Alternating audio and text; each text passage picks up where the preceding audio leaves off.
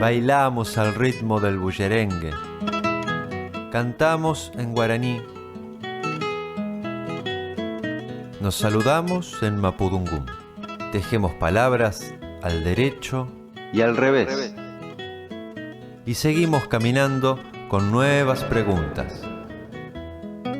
¿Cuántas formas de decir quiénes somos? De pueblos y caminantes. Ya se viene el contrapunto, presten toda su atención, arranque con su razón, yo lo escucho atentamente, pa' cantar sencillamente lo que dicte el corazón. De pueblos y caminantes. Pensamos que la cultura viene a ser la levadura del pan de la libertad. Pueblo con identidad no vive en la noche oscura. Me importa más de dónde vengo que el saber pa' dónde voy.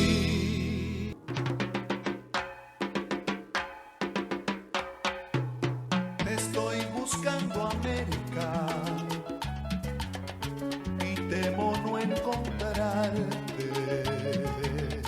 Tus huellas se han perdido entre la oscuridad.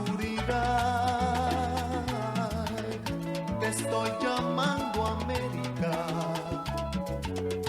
pero no me respondes. Te han desaparecido los que temen la verdad.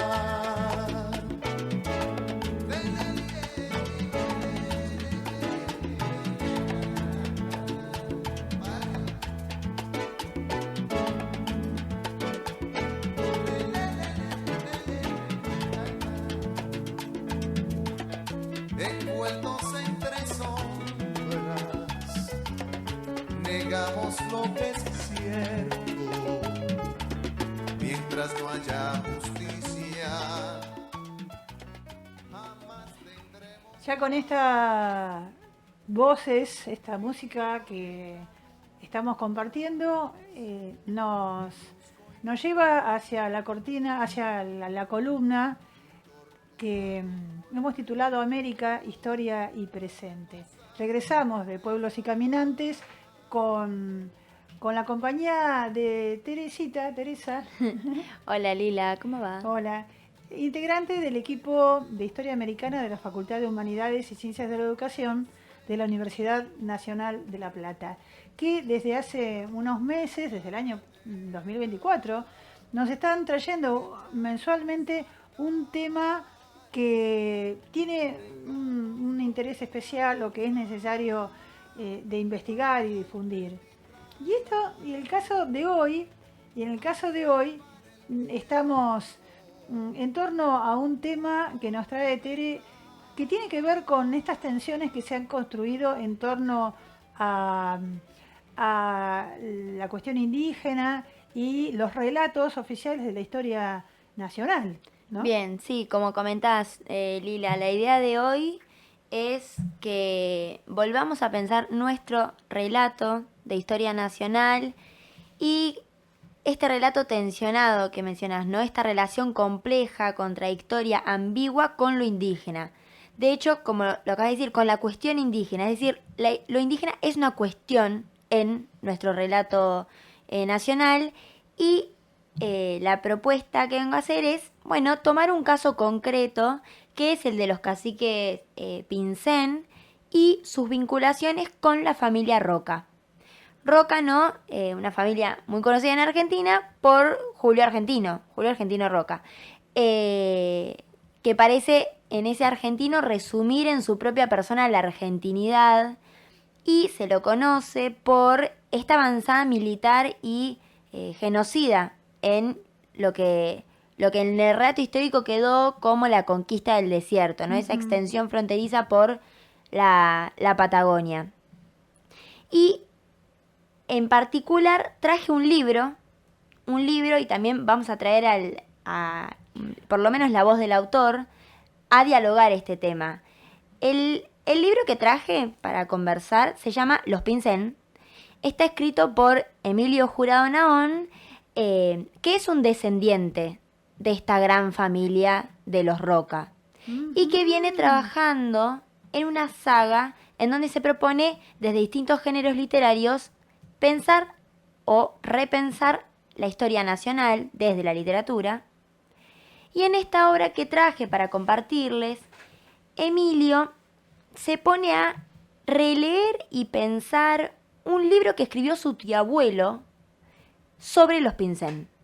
Es como un trabajo entre literatura y historia. Claro, es una mixtura de novela y investigación histórica. Claro, entre el ensayo, la narrativa, la investigación histórica, un poco todo entremezclado, y utiliza este vínculo de su familia, de los Roca, con este linaje indígena de los Pinsén, un poco a modo de excusa. De hecho, lo explicita así, dice, bueno, esto es una excusa para pensar para pensar preguntas más amplias. Bueno, ¿cómo pensar la Argentina con los indígenas en nuestro pasado y en nuestro presente? ¿No? O, bueno, y acá más, agrego yo, ¿de qué forma podemos empezar a abrirle un espacio a estas preguntas en la construcción de nuestra identidad? Rápidamente uno puede pensar que unir Argentina a lo indígena parece bastante complejo, ¿no? Digo, los pueblos originarios, junto a otros grupos, fueron expulsados de nuestras narrativas históricas. Y en todo caso, reaparecen solo como sociedades primitivas existentes antes de la llegada de los conquistadores, ¿no? O bueno, como sociedades del pasado, nunca contemporáneas, ¿no? Y al mismo tiempo, en paralelo, se fue difundiendo esta idea de que somos una sociedad blanca de origen europeo, que esa es la matriz identitaria de la República Argentina, y entonces acá los pueblos indígenas conforman entonces esos eslabones del pasado que estaban en proceso de extinción. Acá se abre entonces la problemática. Bueno, nuestra historia nacional y esto que nombraba Lila, ¿no? La cuestión indígena. Si les parece, para comenzar, escuchamos las palabras que nos mandó el autor, Emilio Jurado Naón, sobre cómo surgió la idea de este libro de los Pinsén y qué impacto identitario tuvo su escritura en el autor. Claro, acá se entrelaza, te pregunto, conflictivamente, que él sea descendiente de Julio Argentino Roca y por su lado se detenga ante la figura de un cacique que fue prisionero, fue botín de guerra, recibió tantas burlas, desprecio, tortura, todo lo que podía en esa época ser destinatario a la figura del indio. En la época de la campaña militar a la Patagonia. Sí, finales del siglo XIX. Sí. Emilio dice, bueno, la gran familia de los Roca es eso, es una gran familia, entre toda esa diversidad siempre hay ovejas negras. En este caso un poco me tocó a mí ser una de esas ovejas negras Detractor de esa familia. Y que se encargan de dialogar con esa parentela muerta, esa parentela viva, y repensar ahí, desde una mirada capaz más disidente, ¿no? Aclaremos que Emilio Jurado Naón es profesor de letras. Sí, es profesor de letras y da un taller de escritura creativa en Hurlingham. Es muy joven también. Sí. Y alrededor de 50 años, el cálculo que... Sí, creo que hasta un poco menos. Nació en 76. No, creo que en el 80. Bueno, ¿lo vamos a buscar? Bueno, lo vamos a buscar. Apuesta. Dale. Que sí. Vamos a escuchar entonces la voz del escritor Emilio Jurado Naón.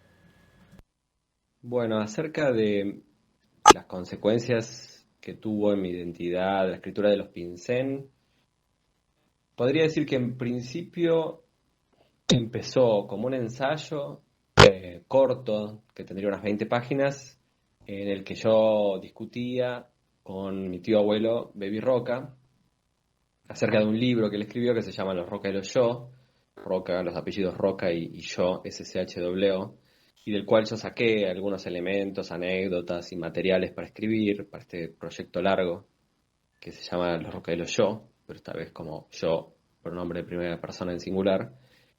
Y en particular sobre los Pinsén hay una sección que a mí me interesaba, quizás una de las que más me interesaba, y sobre las cuales empecé a escribir desde el principio, desde el comienzo de este proyecto, que es sobre la coincidencia del cacique Pinsén y algunos personajes de Roca, ¿no? Ataliba Roca, particularmente, uno de los hermanos de Julio Argentino. Bebi marcaba como coincidencia de Rocas y Pinsén a lo largo de la historia en distintos momentos, a través de situaciones históricas y también de anécdotas. Entonces, a mí me interesaba discutir esa idea que él tenía, en la cual yo entendía que él planteaba o plantea que, bueno, en definitiva, fueron dos familias y dos pueblos y dos etnias y dos naciones, si se quiere, que combatieron o que se encontraron de distinta manera a lo largo del tiempo, y más allá de quién ganara, quién perdiera, lo que importaba era el respeto entre dos grandes guerreros. Uno sería el Pinsén el Grande y otro los Roca, alguno de los Roca, Ataliba, supongamos. Porque en un momento Julio Argentino libera, por pedido de su hermano, a Pinsén de estar secuestrado o encarcelado en la isla Martín García durante una peste. La isla Martín García era como un campo de concentración de indígenas después de la campaña del desierto. Entonces lo liberan a Pinsén para que muera, para que viva sus últimos años en un campito. Eso sería como ejemplo para mi tío abuelo de un respeto entre guerreros, entre hombres fuertes, etcétera, cuando en realidad, bueno, eso oculta absolutamente lo que es la derrota cultural y la humillación cultural en la que viven hasta hoy los pueblos originarios, ¿no? Es decir, era como una idea hollywoodense de las batallas romanas que olvidaba por completo los rastros que dejan en la cultura. Yo entiendo más bien que todos, seamos o no descendientes de pueblos originarios, vivimos las consecuencias del exterminio, la consecuencia del racismo, la consecuencia de la humillación, de clase, de etnia, etcétera, de género. Entonces, hacerse cargo un poco de estas irritantes e incómodas divisiones e injusticias me parecía uno de los principales por ahí líneas de escritura e investigación de este libro, ¿no? También encontrarme yo con esa parte de la historia de mi familia, ¿no? Después el libro tomó por invitación de la editorial Omnívora, que leyó este primer ensayo que te comentaba, lo leyó en internet y le gustó, me invitaron a publicarlo, pero en forma de libro, haciéndolo más largo. Y ahí por ahí lo que vos leíste, Los Pinsén, ya tiene, además de una extensión más considerable, tiene por ahí apartados más de ficción narrativa, no solo ensayo, pero bueno, traté de mantener esa coexistencia. Un poco la idea también era que con la visión de la frontera móvil de los indios, entre indios y criollos en el siglo XIX, justo antes de la conquista, perdón, de la campaña del desierto, que llaman conquista también, la idea era que esa frontera porosa, móvil, que tenía malones indígenas, pero también lo que se llamaban malones blancos, que era híbrida, mestiza. El mismo Pinsén se decía le decían que el nombre venía de blanco, de nieve, porque era mestizo y entonces era de una complexión más clara que sus compatriotas, digamos. El mismo Pinsén era una figura de esa mestizaje, hibridación que hace para mí que es parte de nuestra identidad nacional, ¿no? Entonces, a la hora de escribir Los Pinsén, me gustaba la idea de que la porosidad e hibridez de la frontera fuera un tema político, histórico, pero también se hiciera carne en los géneros literarios, ¿no? Que fuera móvil en tanto género literario, o sin móvil o difícil de delinear dónde empezaba la ficción y dónde terminaba el ensayo, supongamos. Sí, eso es un poco el proceso. Y en todo proceso de escritura hay un proceso de identidad. Lo que pasa es que no me interesaba tanto hablar de mí, sino que el punto de partida de ese diálogo, que era entre mí y Baby, mi tío abuelo, después se entreverara con la historia nacional, o las preguntas sobre la identidad nacional. Entonces también en ese título general que tiene la saga de los Roca y los Yo, estaba y sigue estando las ganas de que lo personal y lo nacional, o lo personal y lo general, se confundan o pongan en cuestión sus límites también, ¿no? Bien, increíbles las palabras de Emilio. Retomando un poco el principio, esta idea de tensión de nuestra historia nacional con lo indígena. Bueno, acá Emilio nos plantea ir por otro lado. Dice que tenemos fronteras porosas, ¿no? Fronteras porosas, fronteras híbridas. Y traje una cita, una pequeña cita, breve, para también escucharlo de cómo escribe él también. Él dice, en definitiva, lo único que le importa a la familia grande es verse bordada en el rico tapiz de la historia. Para los Roca, la familia es la historia y la historia nacional es la familia Roca. ¿Y qué pasa con los Pinsén entonces? Los Pinsén deben ser las figuras de la cultura que mueren para dar lugar a los vencedores. Las figuras deformes e incoloras que aparecen dibujadas al dar vuelta al tapiz. En negativo, los Pinsén son los Roca brotan de los Pinsén. Bueno, este mismo camino de apuntar a la porosidad y a la hibridez es el mismo camino que han tomado las nuevas corrientes historiográficas y los debates académicos, ¿no? O cómo dialogan estos debates académicos con una esfera pública que está demandando la disputa por esta historia que está tan blanca o tan blanqueada, ¿no? Donde la frontera en general siempre se ha pensado tajante y de otredad total con lo indígena, cuando no solo que la historia demuestra lo contrario, sino que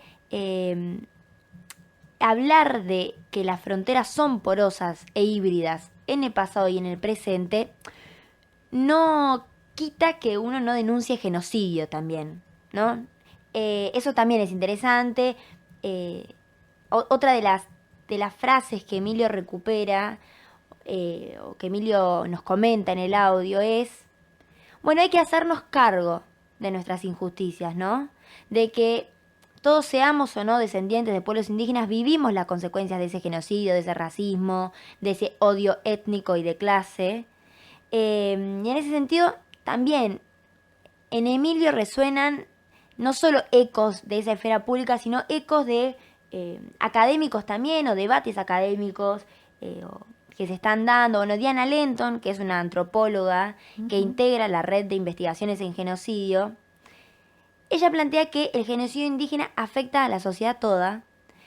¿Por qué? Porque eso, ¿no? Seamos o no descendientes de pueblos indígenas, se nos está encareciendo nuestro mundo, impidiéndonos otras maneras de ser y de pensarnos que son mucho más plurales. Y esto mismo también dice Emilio cuando escribe, es una injusticia cómo operan constantemente contra la posibilidad de un pueblo de ser feliz. Es quizás la mayor injusticia. Y lo digo por los poderosos también. Ellos no saben la cantidad de cuerpo que se están cercenando, de lo que se están perdiendo. ¿No? Sí. Esta idea de genocidio que muchas veces la asociamos a otras cosas y no tanto a ese genocidio indígena o ese impacto en la sociedad toda que tiene este genocidio. Una segunda pregunta también le pudimos hacer a Emilio, más ligada al presente, ¿no? ¿Por qué pensar los Pinsén en este contexto actual? El libro sale en el 2022, Pero bueno, del 2022 a hoy en Argentina pasaron como 120 años. Así que, a ver, escuchemos qué nos dice Emilio. Bien, la segunda pregunta sobre por qué hablar hoy sobre los Pinsén me parece buenísima porque es casi la que hago yo, es la misma que hago siempre yo cuando estoy en alguna situación de taller o de clínica literaria o simplemente conversando con amigos y haciendo crítica de café sobre libros de la actualidad. Y es re difícil de responder. Lo que te puedo decir es que me parece que los Pinsén, que yo podría haber escrito un poco los Pinsén en cualquier momento, porque la pregunta por la convivencia, digamos, entre culturas distintas en nuestro país, pueblos, naciones distintas, es una pregunta que se hace poco y que la hacen pocos. Y entre esos pocos no justamente o no precisamente medios hegemónicos de comunicación o, por decirlo de alguna manera, o personas con un micrófono con un volumen alto. Durante quizás las primeras décadas de este siglo, en los gobiernos de Néstor y Cristina, se abrieron más espacios, proyectos para pensar, discutir y fomentar la idea de el origen plurinacional de nuestro pueblo, pero hoy vivimos un retroceso entre tantos otros. Quizás este es, bueno, uno de los que queda más atrás. Hace poco tiraron abajo, por orden del Ejecutivo Nacional, la figura, un monumento de Bayer en la Patagonia, que tiene que ver con toda esta discusión, Osvaldo Bayer. Entonces está absolutamente relegada esta discusión. Obviamente que es una discusión que también principalmente deben llevar adelante los pueblos originarios, no me cabe duda. Yo medio que lo escucho de afuera, casi. Pero bueno, me toca en un interés particular, en un origen, en cierto origen también, como te respondí en la pregunta anterior, y asumo esos materiales para la escritura de ficción, que también es una forma de pensar, ¿no?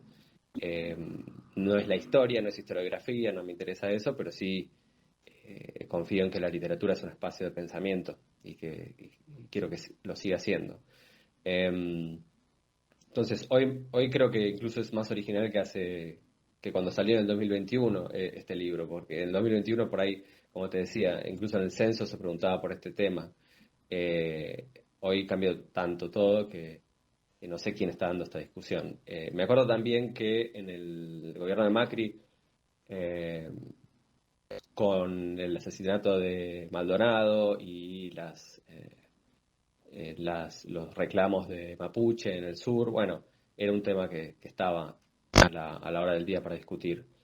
Pero en definitiva, con indios, con criollos, sin indios, sin criollos, es la pregunta en la que se instala este libro, es la pregunta por la identidad nacional, y eso en pueblos de la periferia, pueblos, países que nacieron de colonias, que nacieron de la ocupación violenta, como los nuestros, como los de América Latina, como los de América del Sur, como los americanos en general.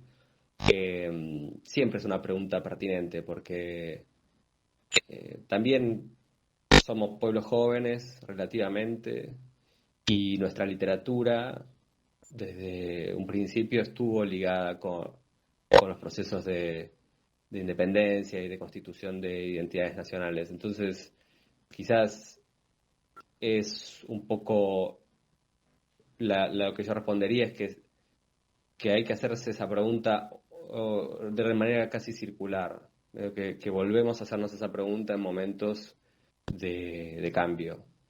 Entonces, que quizás son más frecuentes de lo que uno querría. Entonces, es una pregunta que hace a uno cuando se forma en una nación, cuando uno es parte de una nación.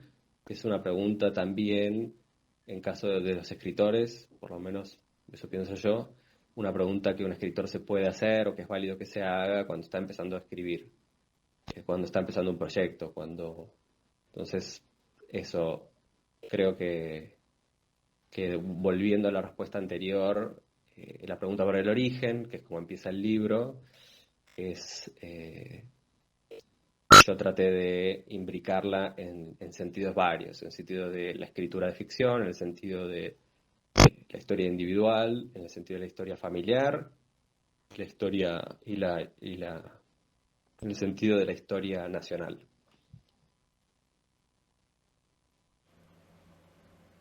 Bien, Muchas cosas para abrir de lo que fue diciendo y Emilio Jurado hay, Naón. sí, hay un poco de todo. Aparece para mí Emilio como la literatura como trinchera, ¿no? De pensamiento, ¿no? Y entre todos los caminos que fue tomando, ¿no? Acá entonces los Pincén y su vínculo con los Roca, entonces terminan siendo una excusa para qué, bueno, como dice Emilio, ¿no? Para hacernos esta pregunta circular sobre cómo se narran nuestros orígenes, ¿no? Ujú. En estos tiempos angustiantes y de crisis que transitamos como pueblo, desde ya que estas preguntas vuelven al centro de la escena, ¿no? Resurge la pulsión de repensar qué tipo de nación queremos, cuán ampliada podemos pensar esa nación, con quiénes más adentro podemos pensar esa nación que han sido marginados y corridos del centro, ¿no? Bien, Eh, claro. y nada más, ni nada menos que la pregunta por los orígenes, ¿no? El puente pasado-presente. Sí, justamente en este momento donde se está desvirtuando el concepto de nación-estado, donde los que están gobernando el país son apátridas, justamente, no sienten, no les interesa, o les interesa la patria financiera en todo caso, y no esta patria que nos estás trayendo, que es la de nuestros orígenes. Y, y justamente la palabra patria, etimológicamente quiere decir la tierra de nuestros padres. Y nosotros tenemos padres pluriversos, una Muchos pluriculturalidad de padres. orígenes, claro. Y el concepto de nación también. En el primer audio que nos trae Tere, plantea Jurado Naón, el autor del libro Los Pincén, las naciones, porque está refiriéndose al concepto más antropológico de nación como un conjunto grande, grande de personas que tienen orígenes comunes, que pueden tener una lengua en común, una cultura en común, y que se desarrolla sin necesariamente un Estado. Entonces, los pueblos originarios constituyen una nación e incluso ha habido naciones sin territorio. Y más en el siglo XIX, y más en el momento de Pincén el primero, podemos pensar, ¿no? Como, bueno, ahí sí, incluso hasta las fuentes históricas, los propios militares y demás reconocían, ¿no? Bueno, acá empieza la nación y el territorio indígena. Ahí sí parecían como naciones con territorio, ¿no? Esas naciones después, la discusión de esas naciones amplias, hoy entonces es diferente, ya no se reconoce esa nación propiamente del indígena, sino bueno, entonces la pregunta es, bueno, ¿cómo ampliar nuestra noción de nación, sabiendo que son esos pueblos indígenas los que están hoy adentro de nuestro estado, y que la diversidad habita en nuestro propio estado, con sus desigualdades también, ¿no? Por eso, por eso el paso que dio el gobierno de Bolivia en el primer mandato de Evo Morales, declarar el Estado plurinacional. Esto le daba derechos a los ciudadanos de diferentes orígenes étnicos. Bien. Y que eso también es un debate, ¿no? Entre los propios pueblos indígenas. No necesariamente todos buscan como proyecto político la plurinacionalidad, pero sí es algo que se pone en Son parte debate. de ella. Es que se pone en debate. Otra cosa, ¿por qué los Pincén? Creo que tiene otras significaciones, más allá de una linaje, ¿no? De una dinastía. Sí, los Pincén entonces surge con esta idea de, bueno, esta figura histórica, este cacique, que nos lleva más al siglo XIX, pero entiendo que la operación de Emilio y también la propuesta de la columna va en este sentido de pensar los Pincén actuales, ¿no? Emilio también se conoce parte de la familia Pincén actual, ¿no? Al igual que él es parte actual de la familia Roca, ¿no? Tender esos puentes con el pasado y hablar de, bueno, los Pincén, los Roca, es la misma operación, ¿no? Como todo el tiempo llevarnos al presente y utilizar de excusa esas figuras históricas que de todos modos tienen su propia relevancia y ni hablar que el cacique Pincén o los caciques Pincén han sido invisibilizados de nuestras narrativas, de la enseñanza escolar. Pero bueno, sí, incluso también Emilio en el propio libro se mete en esas discusiones de, bueno, cuán certero no era la división de distintos tipos de Pincén, Pincén el viejo, Pincén el joven, ¿no? Que Sí. hacía su tío abuelo, como esas visiones más tradicionales, o con miradas antropológicas muy, muy viejas también. Que antes de irme quería... no quería dejar de recomendar en realidad el nuevo libro, la nueva ¿Sí? novela que sacó. ¿Ah, sí? Sí, ¿También es una saga? ¿Dentro de la saga? entiendo que forma parte de esta saga. La novela se llama Agustina Paz. También está entremezclando la historia con la literatura y la contratapa de Agustina Paz lo que dice es, bueno, trata sobre una mujer valiente y testaruda en medio de las guerras intestinas del siglo XIX. Entiendo que hay algo de histórico y algo de ficción también en este libro. Ujú.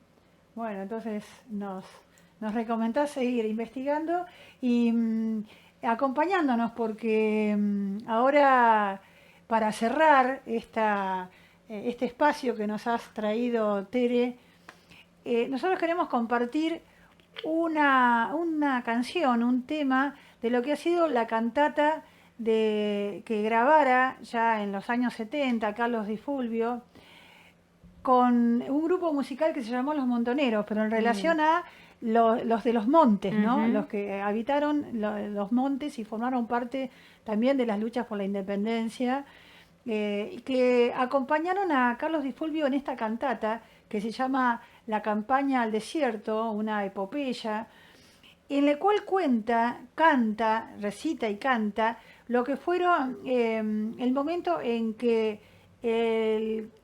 Conrado Villegas, el militar del ejército a cargo también que participó en la conquista al sur, lo toma prisionero a Pincén como un trofeo de guerra, porque Pincén era un hombre que tenía muy claro que esta tierra era y es la tierra de su pueblo mapuche tehuelche. Y él no transó en absoluto con el Winca. Siempre tuvo claro, en época donde muchos caciques, especialmente, bueno, muchos en la zona donde luchó Pincén, en la zona de lo que es hoy los toldos, se incorporaron al ejército argentino con cargos de cacique, de capitanejos, pactaron, no lo estamos juzgando acá, sino que planteando que hubo diferentes respuestas. Sí, esta frontera porosa, esto híbrida. que decías de digo. hoy, sí. Y Pincén, no como Lonco, además estuvo firme y además con una valentía, una sagacidad, muy, muy difícil era su persecución. Y Conrado Villegas, el Toro Villegas, bueno, cuando lo apresa,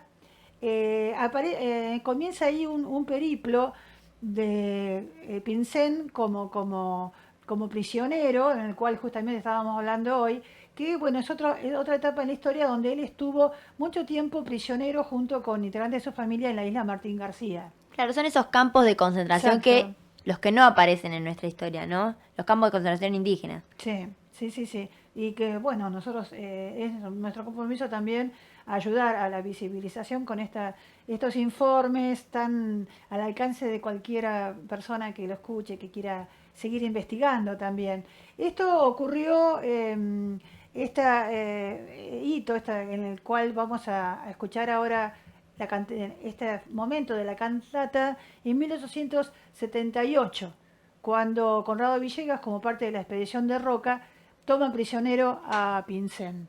Y dice así: allá va el Toro Villegas. Sí, vamos a escucharlo. Allá va el Toro Villegas, con sus 300 hombres de fierro. Pasa por Japenque primero y por Pigüehue después. Cruza de noche el desierto por no alertar a la indiada.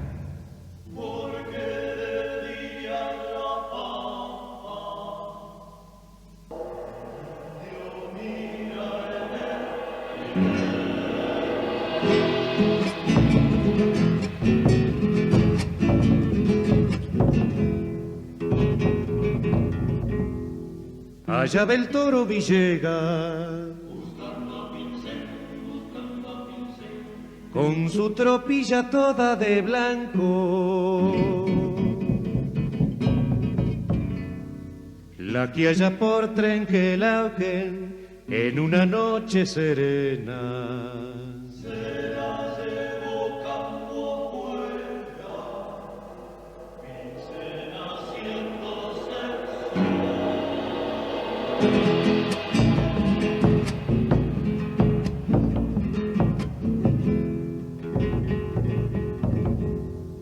Allá ve el toro Villegas, pensando siempre dónde encontrarlo. Ha dividido su tropa en dos columnas y entonces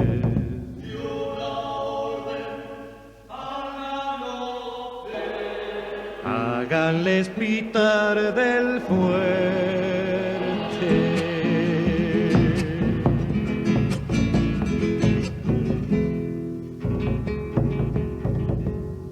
Ya llega el toro Villegas, la indiada duerme a pata tendida, lleva en las ancas a un hijo, qué lindo gesto el del bruto. Se abrazaron los dos juntos, se alzó.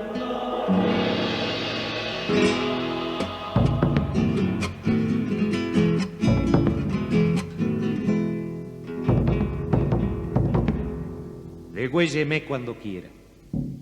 Cuando lo prendieron, dijo Pincén. Mi amigo usted, no se haga problema. Reía Villegas diciendo a la vez.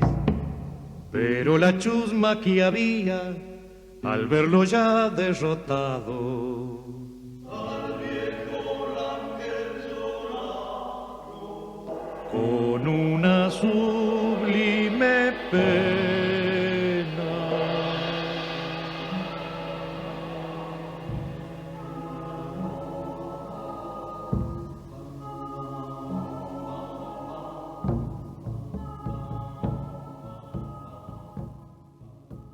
Así nos vamos despidiendo de Teresa, de Tere Berizonce, que hoy Sí. vino en representación del equipo de Historia Americana. Sí, no, un gusto. Un gusto, aparte la posibilidad de charlar con el autor Sí. y volver sobre este libro, no, un placer. Ujú. Los Pincén, de Emilio Jurado Naón. editado en 2021. Sí, por Omnibra. Nos vamos escuchando a Rubén Blades, cerrando esta columna América, Historia y Presente. Estoy buscando América, estoy llamando América, luchando por la raza y nuestra identidad. Estoy buscando América, esta es mi casa, estoy llamando América, y vamos a encontrarte entre esta oscuridad.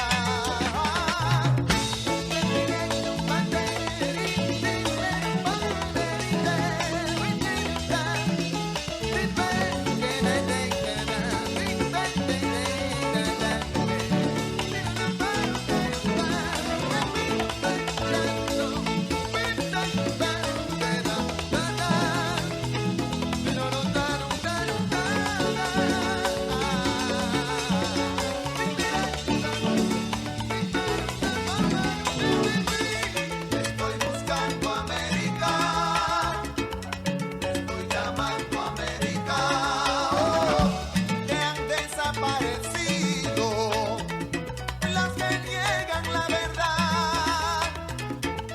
Estoy buscando América. Entre tu pueblo y mi pueblo hay un punto y una raya. De pueblos y caminantes. Caminando por el mundo se ven ríos y montañas, se ven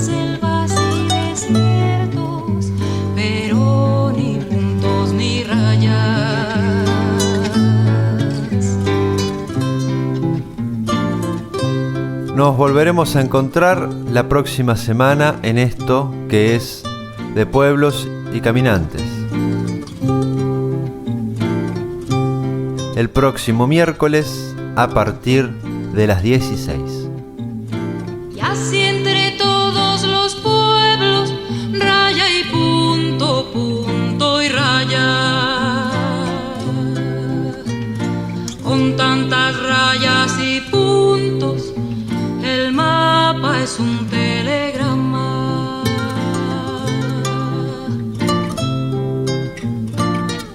De Pueblos y Caminantes.